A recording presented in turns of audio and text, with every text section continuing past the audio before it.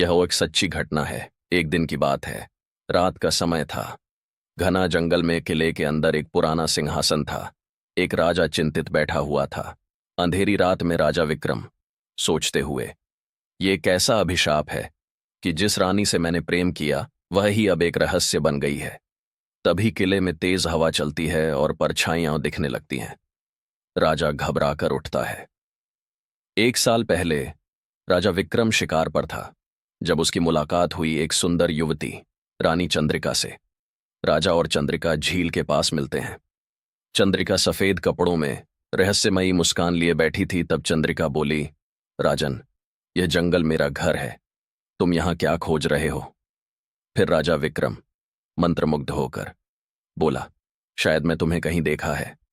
फिर सोचने लगा और धीरे धीरे दोनों में प्रेम हो जाता है।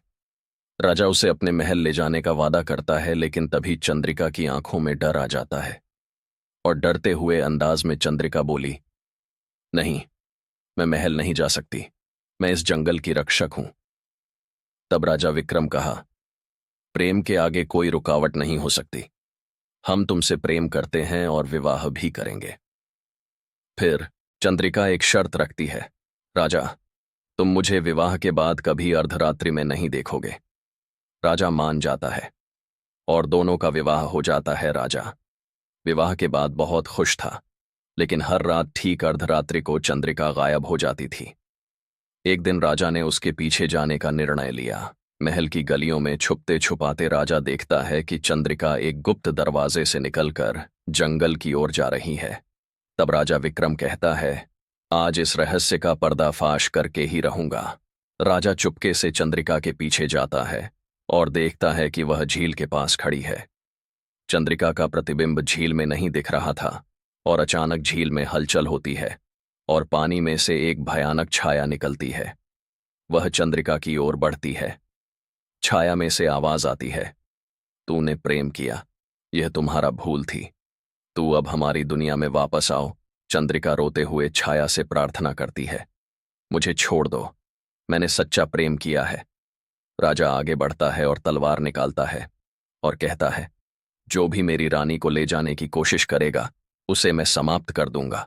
छाया जोर से हंसती है और कहती है, राजा, तूने प्रेम किया, पर यह न जाना कि चंद्रिका एक शापित आत्मा है, वह इस दुनिया की नहीं है।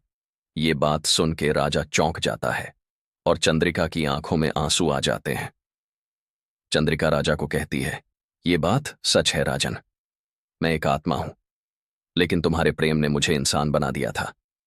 अब यह रहस्य उजागर हो चुका है तो मुझे जाना ही होगा। चंद्रिका धीरे धीरे हवा में घुलने लगती है। राजा रोने लगता है। राजा विक्रम रोते हुए, नहीं, मैं तुम्हें खो नहीं सकता। पर अच्छाइयां चंद्रिका को अपने अंदर समा लेती हैं। सब कुछ शांत हो जाता है। राजा विक्रम घुटनों के बल गिर जाता है।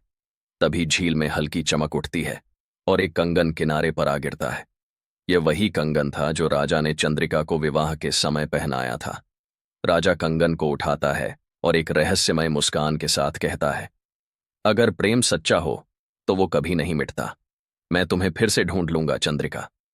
तो दोस्तों, ये कहानी आपको कैसी लगी? आशा करता हूँ अच्छी लगी होगी। तो प्लीज़ इसी कहानी सुनने के लिए इस चैनल को सब्सक्राइब ज़रूर कर लेना।